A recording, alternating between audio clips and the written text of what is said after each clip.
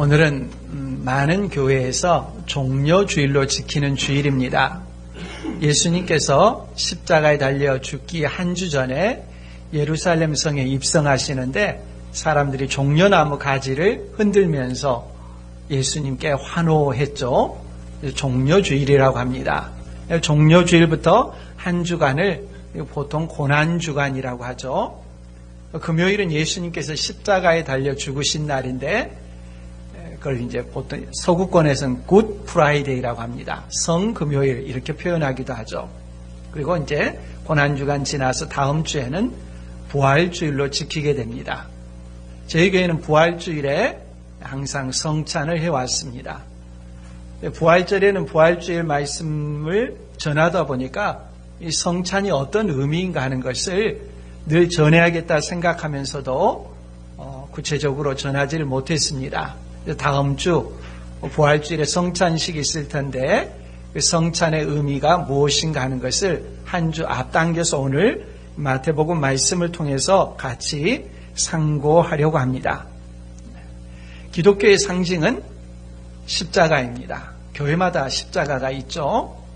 그것은 예수님의 사역의 핵심이 가장 두드러지게 나타나는 것이 십자가에 못 박혀 죽으심이기 때문에 기독교의 상징을 십자가로 그렇게 우리 믿음의 선배들이 정했던 것이죠. 십자가의 의미가 무엇이냐 하는 것을 가르쳐주는 것이 십자가에 달려 죽으시기 전날 6월절 만찬 때 예수님께서 6월절 만찬을 지키시면서 이 6월절이 성취되고 그 다음에 예수님께서 그 6월절에 떡과 잔을 먹고 마시는 이 성찬을 제정하셔서 이후로는 우리가 십자가의 의미를 설명해 주는 6월절의 그 최후의 만찬을 성찬식으로 계속해서 기념해서 지키고 있습니다. 6월절 만찬에서 예수님께서는 보통은 이제 말씀으로 하시는 것을 드라마의 형식으로 아주 드라마틱하게 우리에게 보여주셨죠. 설교는 말로 하는 말씀의 전달인데 성찬식은 그림으로 보여지는 드라마의 형식으로 들려지는 말씀, 보여지는 말씀이다. 이렇게 말하고는 합니다. 이 성찬식은 그래서 기독교의 핵심인 십자가가 드라마틱하게 잘 드러나는 그런 내용입니다. 종교개혁기에 교회의 표지에 관한 논쟁이 있었습니다. 종교개혁 이전에는 교회가 크게 천주교하고 동방교회하고 이 둘로 이렇게 나뉘어서 내려왔지 않습니까? 근데 종교개혁이 있으면서 하나님의 말씀으로 돌아가서 하나님의 말씀대로 주장하는 그런 외침들이 있으면서 여러 이런저런 교회들이 생겨났습니다. 다 교회라고 하는 거예요. 참된 교회가 뭐냐 하는 그런 논쟁이 붙었죠. 어떤 교회를 교회라고 할 것이냐. 교회라는 이름을 붙이고 있다 해서 다 교회가 아닙니다. 참된 교회는 무엇인가 하면서 이 교회됨에 대해서 성경을 토대로 해서 많은 그 종교개혁가들이 논쟁을 해가지고 교회의 3대 표지라고 해서 이렇게 말하게 됐죠. 교회의 3대 표지가 뭡니까? 말씀과 성례와 권징.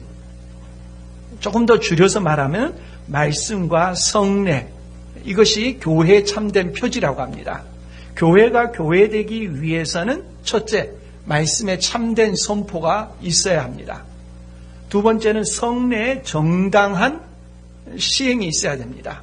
세 번째는 권징이 바르게 집행돼야 됩니다. 이 참된 교회의 표지다 이렇게 말하게 됐죠. 세 가지라고 하지만 사실 핵심은 한 가지 말씀이죠. 성례도 역시 보이는 말씀이고 권징 역시 말씀대로 행하지 않을 때 말씀의 기초에서 징계를 하는 것이니까요. 가장 핵심적인 것은 하나님의 말씀이 바르게 선포되느냐 하는 것이 교회됨의 기준이라고 할 수 있습니다. 그런데 교회의 그런 그 기준에 있어서 교회됨의 표지로서 이 성례가 자리 잡고 있다는 거. 그러니까 성례를 바르게 집행하는 것은 대단히 중요한 교회 표지라고 할 수 있겠죠. 사람이 너무 많다고 해서 이 성례를 바르게 집행하지 않거나 있을 수 없는 일이죠. 교회는 항상 성례가 바르게 집행돼야 되고 성례를 지속적으로 성례를 통해서 은혜를 받아야 합니다. 성례는 두 가지죠. 성찬과 세례를 성례라고 하죠. 세례는 어떤 사람 예수 그리스도를 믿고 하나님의 자녀가 될 때 교회의 구성원이 되는 것입니다. 이게 세례죠. 세례.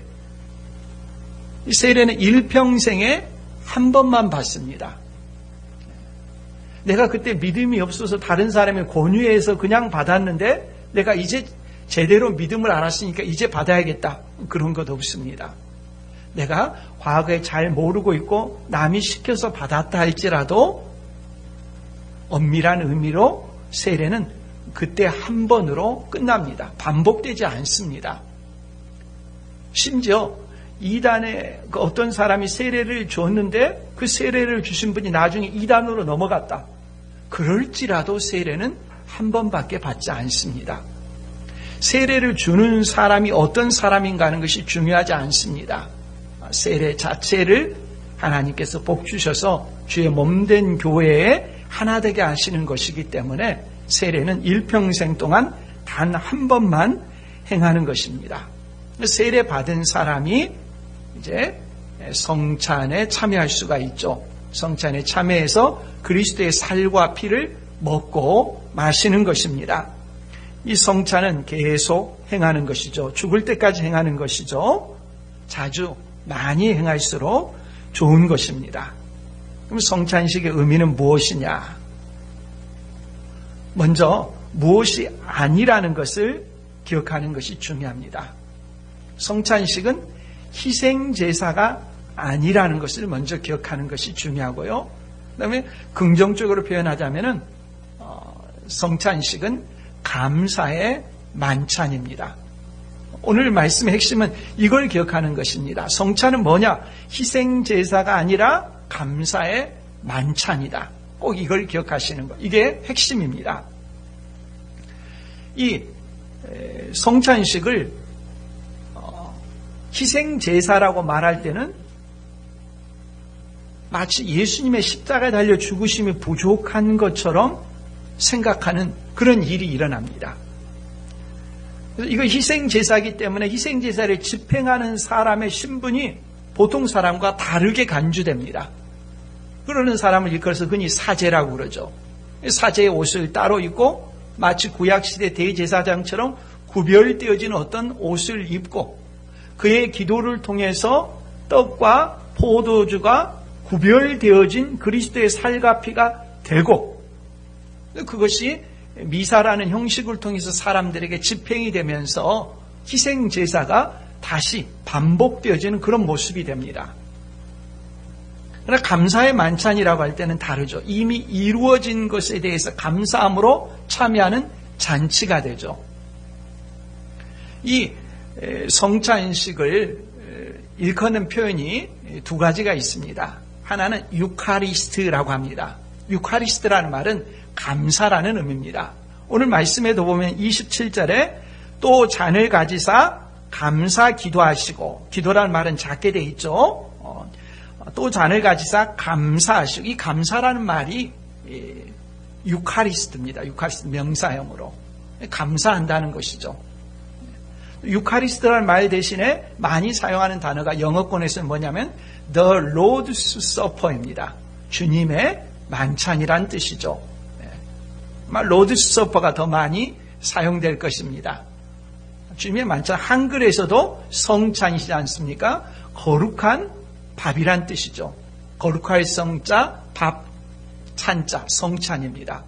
용어 자체가 성찬은 감사의 만찬입니다. 근데 감사의 만찬이어야 할 성찬식이 많은 경우에 있어서 감사의 만찬보다도 제사의 분위기로 흘러가는 경향이 있습니다.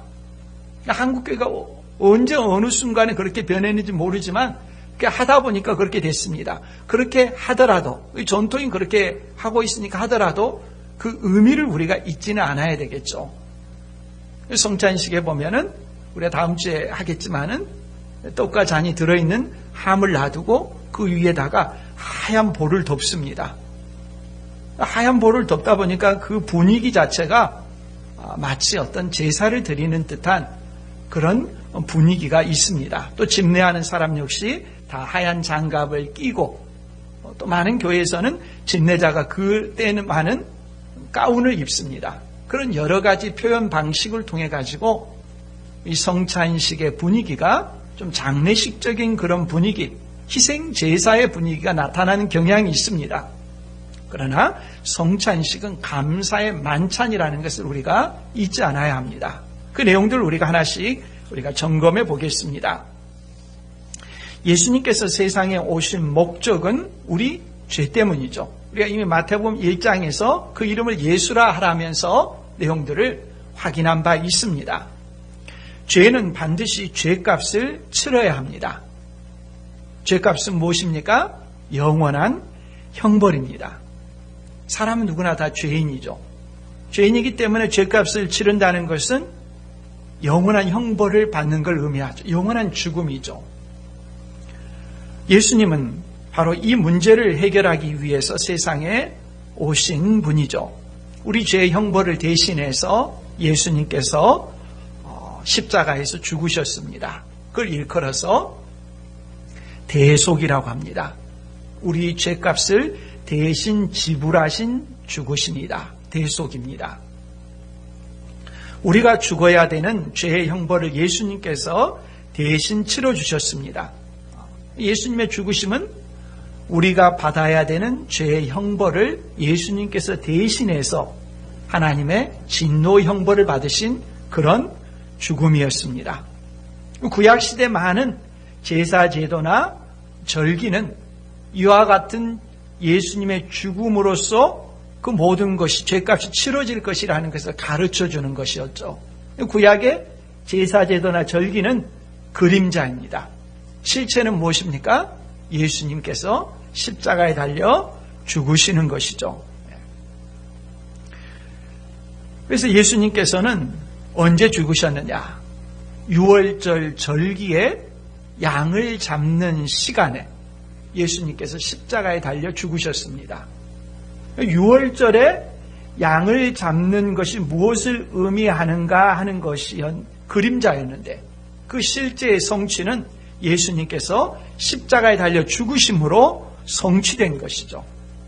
고린도전서 5장 7절은 분명하고도 명백하게 이 사실을 가리켜 말합니다.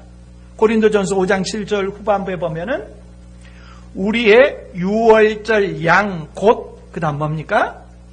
그리스도께서 희생되셨느니라 했습니다. 6월절 양은 누구냐? 그리스도라고 정확하게 등식화해서 표현합니다.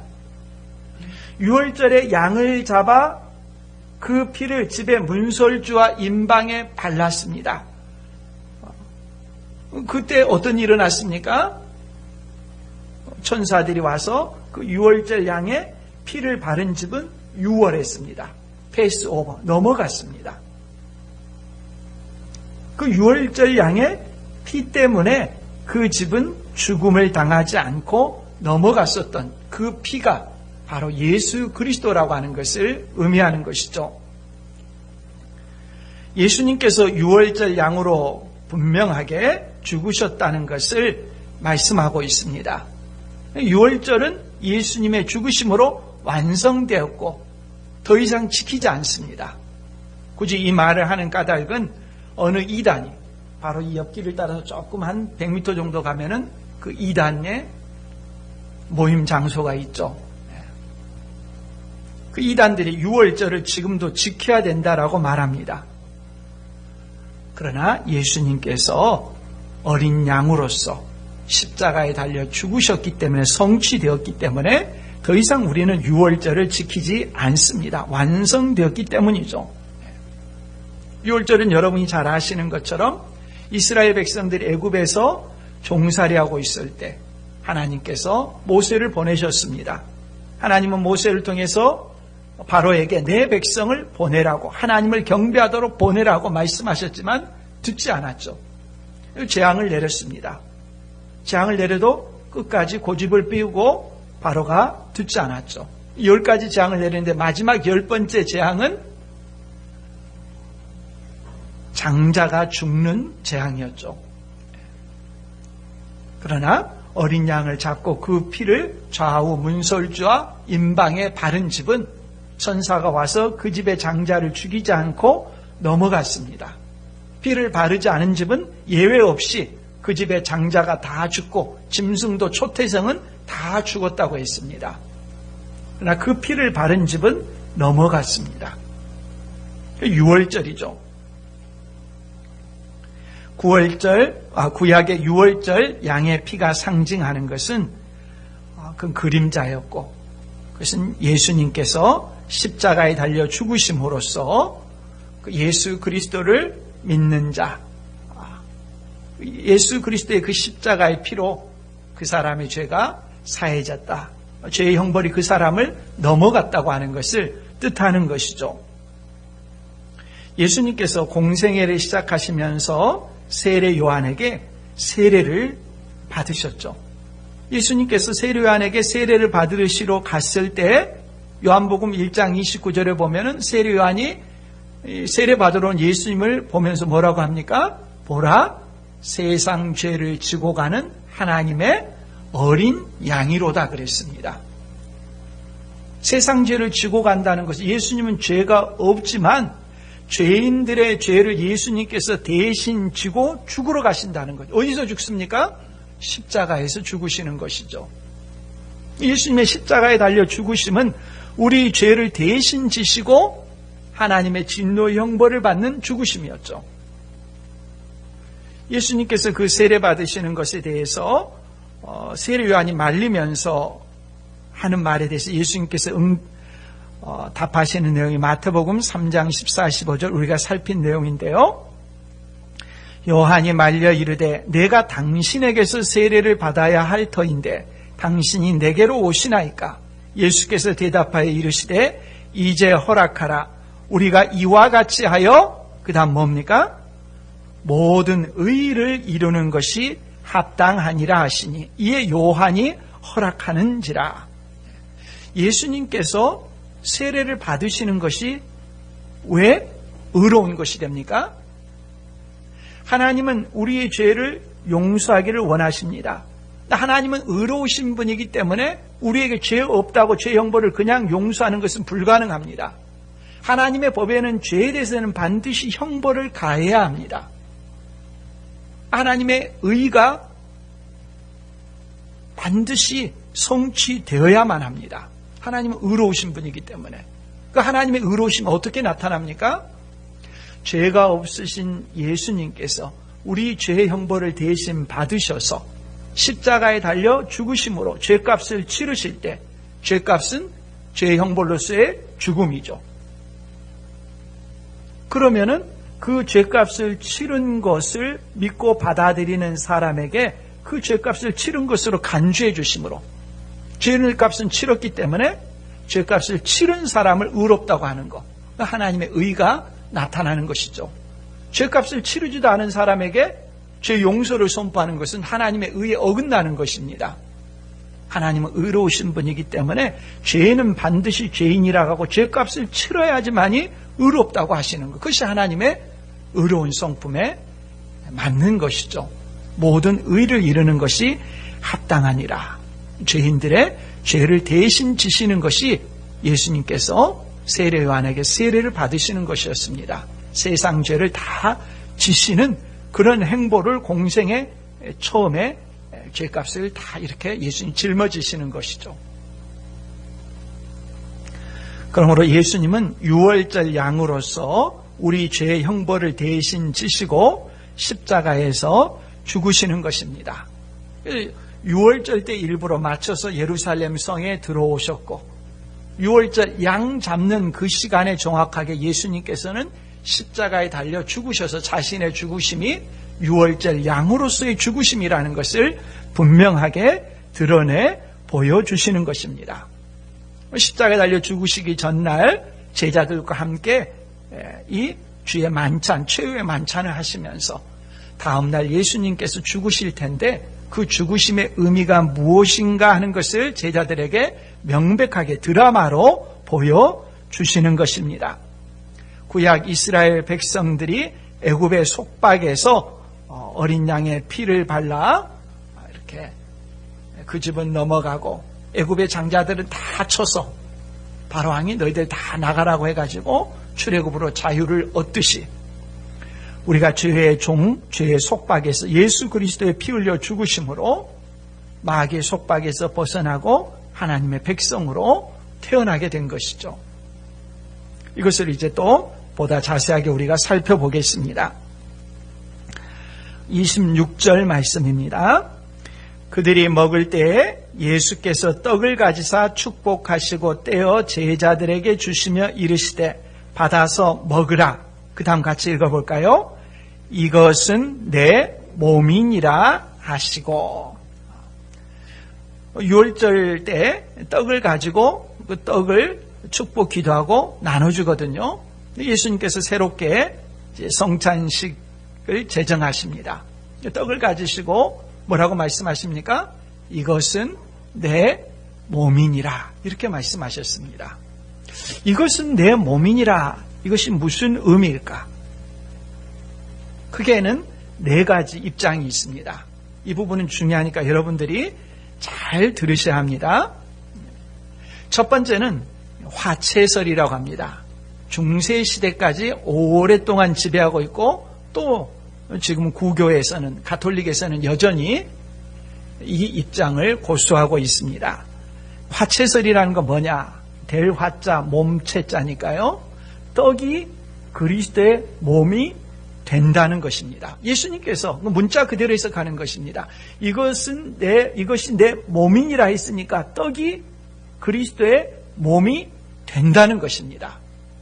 이 입장은 이런 그 성찬식을 집례하는 사제가 제사장 역할을 하는 것입니다. 제사장으로서 그 성찬식을 행하는 떡의 축복 기도를 할 때 떡이 그리스도의 몸이 된다는 것입니다. 떡을 먹는 건 뭘 먹는 것입니까? 말 그대로 그리스도의 몸을 먹는 것이 됩니다. 떡이 굉장히 중요한 것이죠. 까닭에 이분들은 이 떡을 먹을 때 앉아서 먹거나 서서 먹는 것이 아니라 무릎을 꿇고 먹습니다. 심지어 떡에 절을 하며 경의를 표하기도 합니다. 근데 떡이 실수로 떨어지게 되면 주워서 먹을 수가 있지만은 포도주를 흘리게 되면 그렇게 할 수가 없잖아요. 그래서 오랜 시간 동안 그분들은 포도주는 주지 않았습니다. 포도주는 주지 않고 떡만 줬죠. 사제들이 포도주를 혼자 마셔서 알코올 중독에 걸린 분도 있고는 한다 그러죠. 나중에는 이제 떡을 이렇게 포도주에 적셔가지고 주게 되죠. 이런 글도 읽어봤습니다. 그분들에게 있어서는 이 떡이 그리스도의 몸이 된 것이기 때문에 너무 귀중하지 않습니까? 떡에 대한 태도가 아주 각별합니다. 임종을 앞둔 환자가 이렇게 성례를 집행하는데, 성찬을 집행하는데 먹고 삼킬 수 없으니까 집례하는 분이 떡을 이렇게 자기 입에 넣고 잘게 씹어서 소화될 수 있는 형태로 해가지고 그분 입에다가 드렸다고 합니다. 그것마저도 소화할 수가 없으니까 입에 넣은 것을 환자가 뱉어냅니다. 그리스도의 몸이니까 그냥 뱉어지게 할 수가 없잖아요. 그걸 다시 다 담아서 집례하신 분이 먹었다는 그런 내용을 읽어보았습니다. 이 화채설에서는 떡이라는 양태는 그대로 있지만 본질은 그리스도의 몸으로 변한다라고 하는 그런 입장이 화채설입니다. 근데 종교개혁이 일어나고 나서 이 성찬에 대해서 스위스의 종교개혁가인 쯔빙글리라는 분이 이것은 내 몸이니라라고 하는 말씀을 기념이다라고 하는 입장에서 해석을 했습니다. 기념 또는 상징 이렇게 해석을 한 것이죠. 떡은 단지 예수 그리스도의 몸을 상징하는 것이다 라는 것입니다. 이것은 내 몸이니라 라고 하는 말은 무엇이 되겠습니까? 이것은 내 몸을 상징하는 것이다는 입장이 되겠죠. 마치 우리가 어렸을 때 찍은 사진을 놓고 보면서 그 사진을 보았을 때 어렸을 때 그 찍은 사진의 배경과 그 상황을 기억하고 회상하듯이 떡을 보면은 예수 그리스도의 그 죽으심을 기억하고 회상하는 것이다. 기념하는 것이다. 이런 입장입니다. 이 입장의 경우에 있어서는 성찬이란 하나님께서 베푸시는 은혜의 수단인데 사람이 기억하려고 해야 되고 기억해서 회상하는 그 시도에 따라서 자기의 그 기억에 따라서 어떤 은혜를 받거나 체험을 누리거나 하는 방식으로서 인간의 노력에 기초한 성찬이라는 비판을 받게 됩니다. 이 기억이나 기념, 상징 이런 입장을 취하는 분이 많지는 않지만은 그러나 한국 교회의 현재 입장에서 보면은 많은 경우에 있어서 사람들이 말로는 이런 기념설 또는 상징설에 대해서 나는 그걸 받아들이지 않는다고 하지만 실제 행하는 모습은 기념설, 이 상징설을 취하는 경우가 많습니다. 성찬을 임하는 태도에 있어서 이 떡과 잔에 대해서 갖는 태도가 단지 어떤 그리스도를 기억하는 것, 회상하는 것, 기념하는 것 이런 정도로서 한국교회 대부분이라는 표현이 과장될 수 있지만요. 많은 성도들이 실제로 이 성찬에 임하는 자세는 기념설에 가깝다고 할 수 있을 것입니다. 세 번째는 공제설이라고 하는 것이 있습니다. 이건 루터의 주장을 받아서 지금도 루터파에서 견지하는 견해입니다. 공제설은 설명을 여러분 조금 깊이 있게 잘 들으셔야 되는데요. 떡과 포도주는 그대로 떡과 포도주인데 떡 주변에, 떡 안에, 떡 위에, 떡 아래에 그리스도가 계시고 떡을 먹을 때 그리스도께서 그 떡과 연합해서 함께 먹게 된다는 것. 이게 공제설입니다. 떡과 함께 있는 것. 왜 이런 해석이 가능하냐? 이걸 설명하기 위해서는 속성교류라고 하는 기독론을 우리가 알아야 합니다. 그리스도의 인격은 독특하죠. 어떻게 독특합니까? 그리스도께는 신성과 인성이 함께 있습니다. 이 부분에 있어 독특하지 않습니까? 예수님은 하나님이 사람이 되신 분이거든요. 예수님 안에는 신성과 인성이 함께 있는데 이 신성과 인성이 어떤 관계에 있느냐는 것을 가지고 초대교회에서는 굉장히 심하고 격렬하게 가장 강한 그런 논쟁이 붙었던 것 중에 하나죠. 451년에 칼케돈 공의회에서 이 신성과 인성의 관계에 대해서 칼케돈 신경을 고백합니다. 우리는 보통 사도신경만 고백하는데 사도신경과 동일한 권위를 가진 것이 이 칼케돈 신경입니다. 451년에 이 칼케돈 신경을 고백해서 나타나는 내용이죠. 이 칼케돈 신경에 나오는 내용에 보면 이렇게 됩니다. 두 본성은 신성과 인성을 가리킨 말이죠. 두 본성은 혼돈이 없고 변화도 없으며 분리될 수도 없고 동떨어질 수도 없는 연합체이다. 너무 신비롭기 때문에 이것을 적극적으로 무엇이다 라고 하는 긍정의 소수를 하지 못하고 부정적인 표현이죠. 소극적인 표현이요. 혼돈이 없고 변화도 없으며 분리될 수도 없고 동떨어질 수도 없는 연합체이다. 이렇게 표현합니다. 이 그리스도 안에 있는 신성과 인성에 관해서 두 극단의 태도가 있는데요. 하나는 이 두 본성이 섞여버리는 것입니다. 섞여버리면 무엇이 지배를 할지 알 수가 없는 형태가 되지 않습니까? 단성론이라고 하는데 단성론은 배제합니다. 이단이 됩니다. 또 하나는 신성과 인성이 두 본성이 분리된 채로 그냥 있는 거 아무 영향이 없는 채요. 양성론입니다. 양성론도 이단으로 배제합니다. 단성론도 아니고 양성론도 아니고 신성과 인성이 어떤 관계에 있느냐. 칼케돈 공의에서는 무엇도 없으며 이런 형태로 표현했는데 여기서 조금 더 나아간 것이 신성과 인성이 상호 교류한다는 것입니다. 이게 속성 교류라고 합니다. 서로 교류함을 통해서 하나됨을 유지하는 것이죠. 그리스도의 신성이 인성에 전달되고 그리스도의 인성이 신성에 전달되고 교류되고 연합되는 그런 관계성 속에 있다는 것입니다. 바로 이 기독론의 속성 교류를 통해서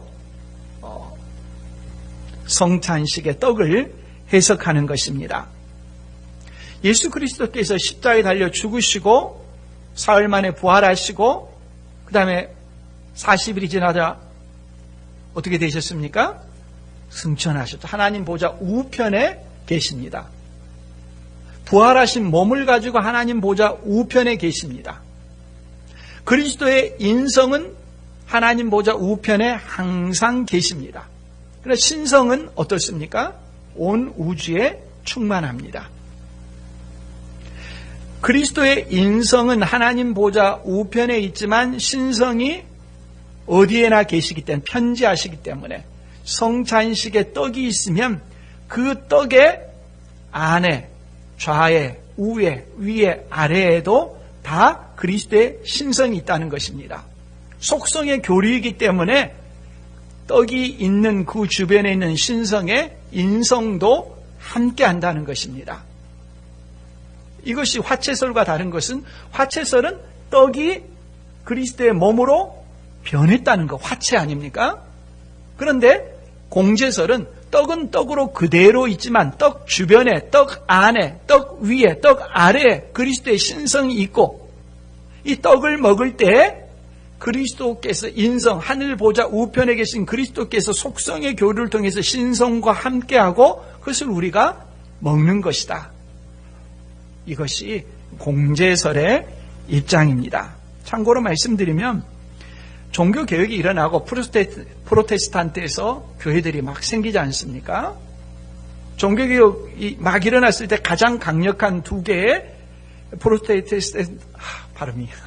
프로테스탄트 이 신교회가 크게 두 가지입니다. 하나는 루터파고 하나는 개혁파입니다. 루터파의 대표는 당연히 루터고 개혁파는 스위스의 쯔빙글리였어요. 개혁파가 이렇게 개신교가 갈라지면 안 되겠다. 굉장히 염려를 많이 했죠. 우리의 의견이 왜 이렇게 갈라지느냐. 함께 모여서 이 문제를 해결하자.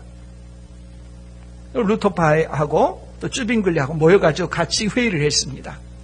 다 일치를 했는데 하나 일치하지 못한 것이 있습니다. 그것이 바로 루터파의 공제설과 쯔빙글리의 기념설 이 부분에서 일치를 하지 못했고 이 일치하지 못한 데서 계속해서 갈라지게 돼서 개신교가 여러 유파로 나눠지게 된 것이죠. 이런 세 가지 견해가 있고요. 마지막 네 번째 말씀드리는 것은 우리 장로교를 포함해서 개혁파 교회에서 채택하는 입장인데요. 영적 임재설이라고 합니다. 루터파와 쯔빙글리파의 견해를 아우르고 종합하면서 나타난 최종적인 입장이라고 할 수 있습니다. 종교개혁가 존 칼빈, 프랑스 사람이라고 하니까 장 깔뱅 이렇게 있기도 하죠. 칼빈이 성찬에서 성령의 역할이 무시되고 있다는 것을 주목하면서 고백한 내용이죠. 칼빈의 별명은 성령의 신학자입니다. 그의 주저인 기독교 강요가 4권으로 되어 있지 않습니까? 4권 중에서 3권, 4권이 성령에 관한 내용입니다. 성령에 관한 내용이 가장 많다는 거죠. 3권은 성령의 내적 사역으로 우리의 구원의 문제를 다루고 4권은 성령의 외적인 사역으로 교회를 다루는데 이 부분에 성례에 관한 내용이 나옵니다. 성령은 그리스도와 성도를 연결하는 끈입니다. 성찬에서도 마찬가지입니다. 하나님 보좌 우편에 계신 그리스도와 성찬의 떡을 연결해 주는 것. 이분이 성령이시라는 것. 다른 모든 입장에서는 성령이 하시는 일에 대해서 언급하지 않은 채로 지나갔는데, 칼빈은 바로 이 성령의 역할에 주목하고 있습니다. 그리스도와 성도를 교제하게 하는 분, 그분이 성령이시라는 것이죠. 영적 임재설 할 때 이 영적이라는 말을 주목해야 합니다. 이 영적이라는 의미는 성령께서 그리스도와 성도를 연결한다고 하는 것인데, 앞서 세 가지의 견해는 전부 다 하늘에 계신 그리스도께서 내려오시는 것으로 생각합니다. 임재하시는 것으로 생각합니다. 그런데 칼빈이 말하는 영적 임재설은 그렇지가 않습니다. 정반대입니다. 성도를 그리스도 앞으로, 그리스도의 임재 앞으로 데려가는 것입니다. 왜 그렇게 말하는가 하면은 예수 그리스도께서 십자가에 달려 죽으시고 부활하시고 하나님 보좌 우편으로 승천해 계신다. 왜 승천해 계신 분을 자꾸 끌어내리느라고 하느냐? 있을 수 없는 일이다. 주님이 다시 올 때까지 그리스도께서는 하나님 보좌 우편에 계신다. 성찬식에서 우리가 성찬에 참여하는 것은 성령께서 우리가 먹는 그 그리스도의 살과 피를 기념하는 떡과 포도주를 먹고 마실 때 그리스도의 임재 앞으로 성령께서 우리를 데려가는 것이다. 이렇게 말씀을 합니다.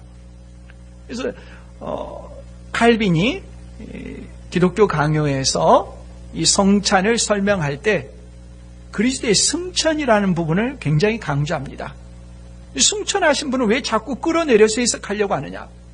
성경은 그렇게 어디서도 말하지 않고 있기 때문에요. 승천은 승천인 것이죠. 그리스도는 하늘에 분명히 계십니다. 땅에 있는 우리가 하늘의 그리스도의 임재에 참여하는 것이다. 성찬을 그렇게 해석하고 있습니다. 그러면서 칼빈은 태양과 식물에 비유를 합니다. 식물은 태양에서 오는 빛을 먹고 자랍니다. 그리스도인들은 그리스도의 몸에서 나오는 영적인 유익을 성찬에서 누리는 것입니다. 이게 대단히 중요합니다. 사람들이 뭘 먹어야지 그 먹은 것이 에너지가 돼서 활동할 수가 있지 않습니까? 우리가 예수 그리스도를 믿고 하나님의 자녀가 돼서 그리스도와 연합되었습니다. 연합되어서 그리스도로부터 오는 양분을 우리가 먹어야 되는데 그 먹는 양분이 뭐냐는 것입니다. 영적인 양식이. 그 영적인 양식이 성찬의 떡과 포도주라는 것입니다. 실제적으로 우리에게 영적인 양식이 된다는 거죠. 오늘 우리가 읽은 마태복음 26장 26절 28절 이 말씀은 마태, 마가, 누가복음에 다 나옵니다. 근데 요한복음에는 성찬 제정의 말씀이 없어요. 어떻게 된 거냐? 요한복음에서 성찬에 관한 말씀은요, 요한복음 6장에 보면은 오병이어 사건이 있습니다. 5개의 떡과 2마리의 물고기로 5,000명을 먹인 이 사건을 사람들이 먹고 마시는 이 사건을 영적으로 해석해서 여기에서 성만찬의 언어로 기록을 합니다. 성찬식 때마다 이 구절을 제가 읽은 것을 여러분이 아마 기억하실 텐데요. 요한복음 6장 51절 이하의 말씀입니다.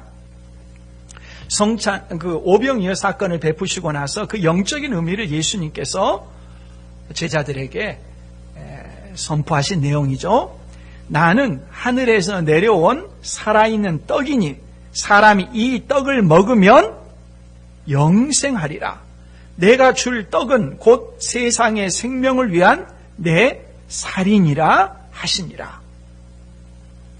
53절 이하예요.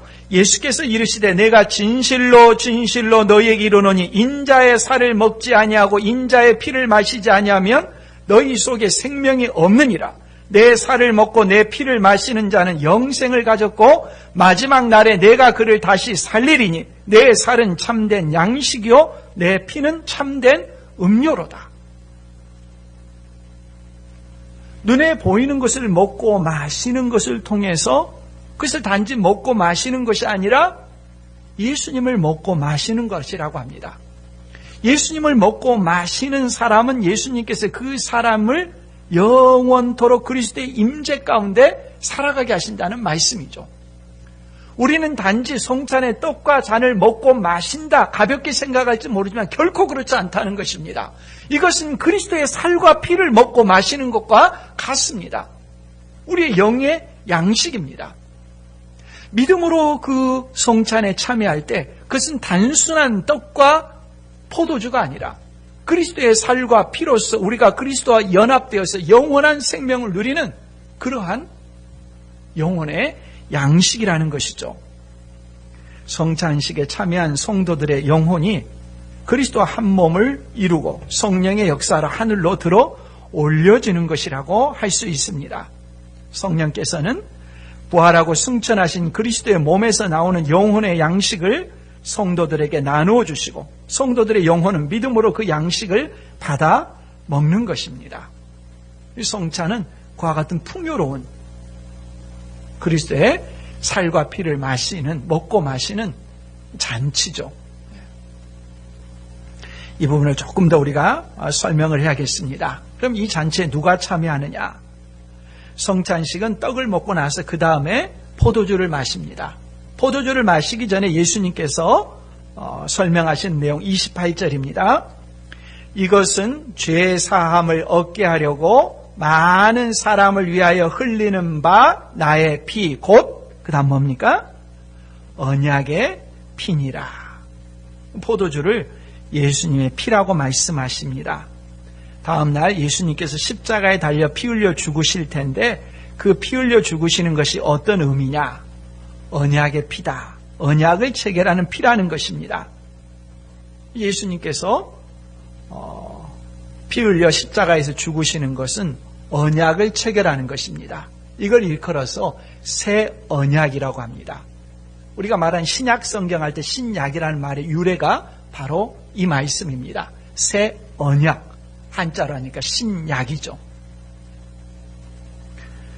현대인들에게는 생소하지만 성경의 언어권에서는 언약을 체결할 때는 반드시 피를 흘려야 합니다. 대단히 중요한 것입니다. 피 흘려 죽지 않으면 언약이 효력이 없습니다. 그래서 이 언약이라는 말을 번역할 때 우리가 신약 성경 하면은 신약할 때 영어로 뭐라고 합니까?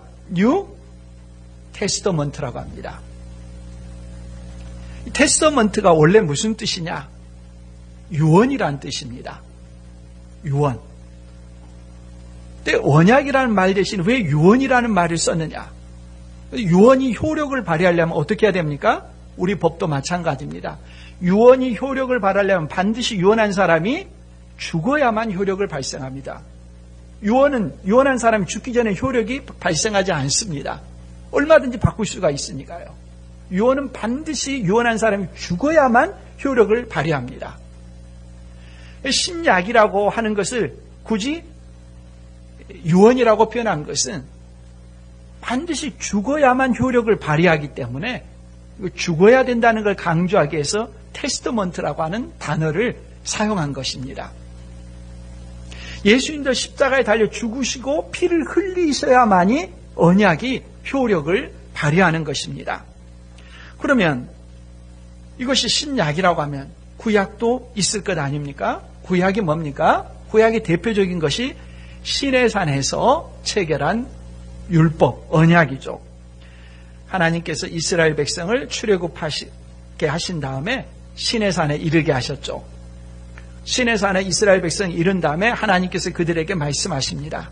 내가 너희의 하나님이 되고 너희는 내 백성이 되겠느냐 하니까 이스라엘 백성이 그렇게 하겠습니다 합니다. 그럼 내 백성은 이렇게 살아야 된다 하면서 십계명을 그들에게 선포하시죠. 이스라엘 백성은 그걸 다 받아들였습니다. 하나님은 이스라엘 백성들의 하나님이 되시고 이스라엘 백성은 하나님의 백성이 되겠다는 내용으로 언약을 체결했습니다. 이게 옛 언약 율법이죠. 언약 체결식의 내용이 출애굽기 24장 8절 말씀입니다. 모세가 그 피를 가지고 백성에게 뿌리며 이르되, 반드시 언약에는 피가 필요해요. 죽음이 필요해요. 모세가 그 피를 가지고 백성에게 뿌리며 이르되, 이는 여호와께서 이 모든 말씀에 대하여 너희와 세우신, 그 다음 뭡니까? 언약의 피니라. 언약의 피니라. 이 말씀이 어디에 나옵니까? 마태복음 26장 28절에 나오잖아요. 똑같은 말씀입니다. 시내산에서 옛 언약을 체결하셨는데 이스라엘 백성이 그 율법의 내용을 지키지 않았죠. 이스라엘이 그래서 망했죠. 예수님께서 새롭게 언약을 체결하신 것이 예수님의 십자가에 달려 죽으심입니다. 새 언약인 것이죠. 구약에서 시내산에서 하나님의 새로운 백성이 탄생했죠. 신약에서 예수님께서 십자가에 달려 죽으심으로 신약의 새 하나님의 백성이 탄생하는 것입니다. 예수 그리스도를 믿는 사람, 예수님의 십자가에 달려 죽으심이 내 죄의 형벌을 대신하는 죽으심으로 믿는 사람은 예수 그리스도의 피의 새 언약을 체결해서 그리스도와 연합된 사람들이 되는 것이죠. 하나님의 새로운 백성으로 탄생하는 것이죠. 이게 예수 그리스도의 그 백성으로 탄생한 사람들이 영적으로 먹고 마시는 것, 그것이 뭡니까? 성찬의 떡과 포도주입니다. 이거 가볍게 할 수 있겠습니까? 먹지 않고 살 수 있겠습니까? 안 되는 거죠. 성찬식에 우리가 참여해서 떡과 잔을 먹고 마실 때는 예수 그리스도의 피로 새 언약 백성으로 탄생한 사람들이 이 그리스도와 연합돼서 그리스도께서 주시는 모든 은택을 받아 누리는 것입니다. 태양의 빛을 받고 광합성을 하면서 식물이 자라나듯이 그리스도의 살과 피를 먹고 마심으로 우리의 영혼이 성장하는 것입니다. 죄를 이길 힘을 얻는 것이고, 함께 먹는 그리스도인들이 연대하고 연합해서 교제하는 것이고, 죄와 싸울 힘을 얻고 그리스도 안에서 장성하는 힘을 얻고 무한한 유익이 되는 것이 성찬의 예식입니다. 십자가의 의미를 극화시켜서 드라마로 보여주는 것이 성찬입니다. 초대교회에서 세례교육은 성찬 참여를 위한 교육이었습니다. 세례교육이 3년이 걸렸다고 하죠. 예배를 드리고 나서 이 세례를 받지 않은 사람은 이렇게 떠나고 세례 받은 사람들만 남아가지고 성찬에 참여를 했죠. 철저하게 신앙을 검증했죠. 그때는 예수 그리스도를 믿는다는 고백은 죽음과 같았기 때문에 회원에 대한 관리가 철저했죠. 성찬 참여를 우리가 가볍게 여기지 않아야 합니다. 교회 3대 표지 가운데 세 번째가 권징이라고 했는데요. 권징 중에 하나가 뭐냐면 수찬정지입니다. 성찬에 참여하는 것을 금한다는 당회 결정인데요. 이건 대단히 엄중한 것입니다. 어떤 분들은 감옥에 가두는 형벌보다 엄중한 것이 수찬정지라고 합니다. 출교, 제명, 그 다음에 이 수찬정지거든요. 근데 스스로 성찬에 참여하는 것에 대해서 큰 의미를 두지 않고 성찬에 참여하지 않아도 별 의미가 없는 것처럼 생각한다면 그리스도의 죽으심에 대해서 정말 깊이 있게 알지 못하고 가볍게 대하는 태도라고 할 수 있을 것입니다. 성찬에 대한 여러 가지 부수적인 것들이 있습니다. 앉아서 해야 되느냐, 저희처럼 서서 와야 되느냐. 앉아서 먹는 것은 그리스도의 살과 피를 앉아서 먹는 것은 좀 자세가 아니다라는 말도 있지만, 또 어떤 분들은 그 그리스도의 살과 피를 가지고 섬기는 자세로 드리는 것이기 때문에 괜찮다는 분도 있습니다. 어떤 것이든지 가능하다는 것은 그건 핵심적인 논쟁이 아니라는 거죠. 또 열린 성찬도 있고 닫힌 성찬도 있습니다. 초대교회는 닫힌 성찬이었습니다. 한 사람 한 사람 엄중하게 회원 자격을 심사했습니다. 등록된 교인에 한해서만 이 성찬에 참여할 수가 있습니다. 현대교회는 열린 그런 성찬으로 가는 경향이 있지만 어떤 곳에서는 여전히 닫힌 성찬의 형태로 엄중하게 한 사람 한 사람 심사하고 나서 성찬에 참여하게 하는 그런 경우도 있습니다. 마지막으로 웨스트민스터 대요리문답 171번의 내용입니다. 다음 주 성찬이 있는데 성찬에 참여하는데 어떤 자세를 가져야 되느냐는 것입니다. 성찬의 성례를 받고자 하는 사람들은 성찬에 참여하기 전에 어떠한 준비를 해야 하는가 하는 물음에 대해서 답입니다. 성찬의 성례를 받고자 하는 사람들은 성찬에 참여하기 전에 이에 대한 준비를 해야 한다. 곧 자신들이 그리스도 안에 있는가를, 자신들의 죄와 부족을, 자신들의 지식, 믿음, 회개, 하나님과 형제들에게 대한 사랑, 모든 사람에 대한 자선, 그들에게 해를 준 사람들에게 용서를, 그들의 그리스도를 추구하는 욕망을, 그들의 새로운 순종을 검토함으로써 이 은혜들의 운용을 새롭게 함으로써 심각하게 묵상하고 열렬히 기도함으로써 성찬 준비를 해야 할 것이다.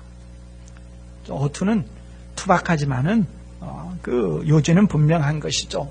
성찬하기 전에 자기 자신을 분명하게 살펴보고 준비를 해야 된다는 것입니다.